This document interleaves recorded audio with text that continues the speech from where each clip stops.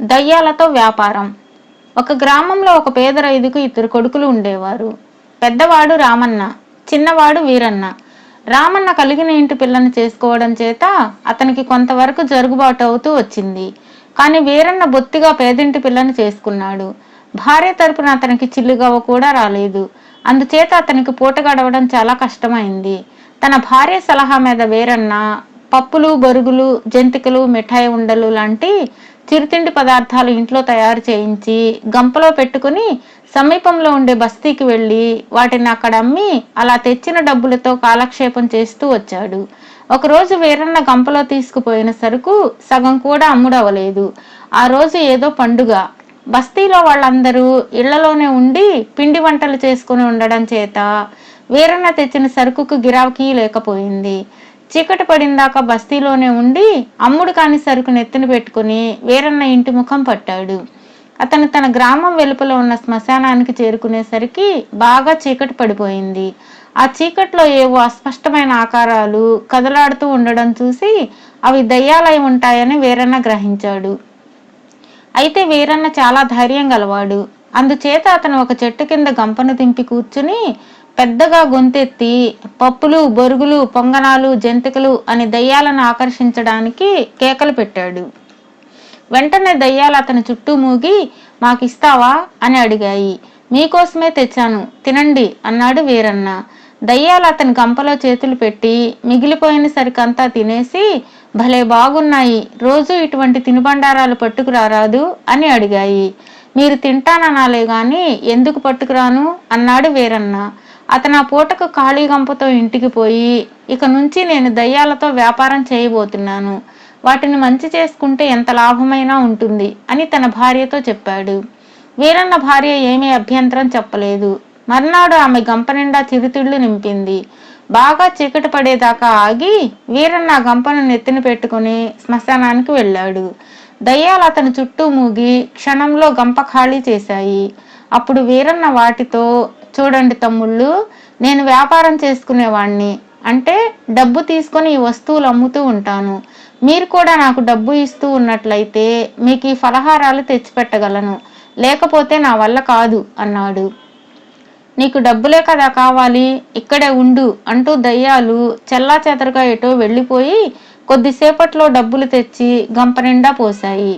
పోసి నువ్వు మాత్రం రోజు వస్తుండాలి, నీకోసం రోజు ఎదురు చూస్తూ ఉంటాం అని చెప్పాయి. వీరన్న వాటితో సరేనని చెప్పి గంప నెత్తిన పెట్టుకుని ఇంటికి వెళ్ళాడు. గంపలో ఉన్న డబ్బంతా చూసి అతని భార్య సంతోషం పట్టలేక, ఓయమ్మో ఇంత డబ్బే అన్నది. నేను చెప్పలేదా, దయ్యాలతో వ్యాపారం అంటే ఏమిటనుకున్నావు, ఇక మనం ఏ పని చేయకుండా బతికున్నంత కాలము కాలు మీద కాలు వేసుకుని రాజాగా బతకొచ్చు, ఈ దెబ్బతో మన దరిద్రం తీరిపోయింది అన్నాడు వీరన్న. తన తమ్ముడు అకస్మాత్తుగా ధనవంతుడైపోయి పొలాలు పశువులు కొనడం చూసి రామన్న నిర్ఘాంతపోయాడు. అతను వీరన్న ఇంటికి వచ్చి ఒక్కసారిగా ఇంత డబ్బు నీకెక్కడిదిరా, నీ రహస్యం ఏమిటో కాస్త నాకు కూడా చెబుతావా అని అడిగాడు. వీరన్న రామన్నతో జరిగిందంతా వివరంగా చెప్పాడు. దయ్యాలతో వ్యాపారం బాగుందిరా, నేను కూడా ఈ పనే చేసి నీలాగే ఇంత డబ్బు సంపాదిస్తాను అన్నాడు రామన్న సంతోషంగా.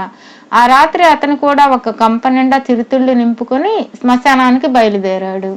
అన్నకు తగినంత ధైర్యం ఉంటుందో లేదోనని వీరన్నకు అనుమానం కలిగింది. అవసరమైతే దయ్యాలను హడరగొట్టడానికి కూడా అతను ఒక ఎత్తు ఆలోచించాడు. అన్న శ్మశానానికి బయలుదేరిన కొద్దిసేపటికి వీరన్న కూడా ఇంత చమురు అగ్గిపెట్టా తీసుకుని శ్మశానానికి బయలుదేరాడు. శ్మశానానికి దగ్గరలో ముళ్ళ కంప ఉంటే అందులో చమురు చల్లాడు. ఈ లోపల రామన్న శ్మశానం చేరుకున్నాడు.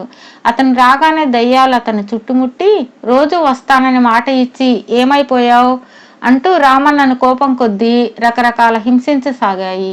ఈ సమయంలో వీరన్న పరిగెత్తుకుంటూ వచ్చి అతన్నేమీ చేయకండి, ముందు మీకు తినుబండారాలు పెట్టినది అతను కాదు నేను అన్నాడు. దయ్యాలు రామన్నను వదిలి వీరన్నను చుట్టుముట్టి అయితే నువ్వు రోజు ఎందుకు రావడం లేదు అని అడిగాయి. ఇంతేనా మీకు తెలిసింది, నేను రోజు వస్తూనే ఉన్నాను, మధ్యదారిలో ఇంకేవో దెయ్యాలు అడ్డుపడి నేను తెచ్చిన సరుకంతా తినేస్తున్నాయి, నేనేం చేసేది అన్నాడు వీరన్న. అదా సంగతి, ఏవి అవి మాకు చూపించు, వాటి అంతు తేలుస్తాం అన్నాయి దయ్యాలు. రండి అంటూ వీరన్న దయ్యాలను తాను ముందుగా చమురు చల్లి వచ్చిన కంప దగ్గరికి తీసుకుపోయి అందులో ఉన్నాయి అన్నాడు. దయ్యాలు ముందు వెనక చూడకుండా కంపలోకి దూకాయి. మరుక్షణమే వీరన్న నిప్పుపుల్ల వెలిగించి కంప అంటించాడు. అతను చల్లిన చమురు మూలంగా కంపంతా ఒక్కసారిగా భగ్గున మండింది. ఆ అదురుతో దయ్యాలు ఆ ఛాయలో ఎక్కడా లేకుండా పారిపోయాయి. అటు తరువాత శ్మశానంలో కూడా ఎవరికీ అవి కనిపించలేదు. ఊరికి దయ్యాల బెడద వదిలిపోయింది. వీరన్న తన అన్నని ఇంటికి తీసుకుపోయి, పర్వాలేదులే అన్న, మన ఇద్దరి ఆస్తులు కలబోసుకుంటే మన జీవితాలు హాయిగా వెళ్ళిపోతాయి అన్నాడు. అన్నదమ్ములిద్దరూ కలిసి జీవించి తాము సుఖంగా బతకటమే కాక కొద్ది కాలంలోనే తమ సంపదను కూడా చాలా రెట్లు పెంచుకున్నారు.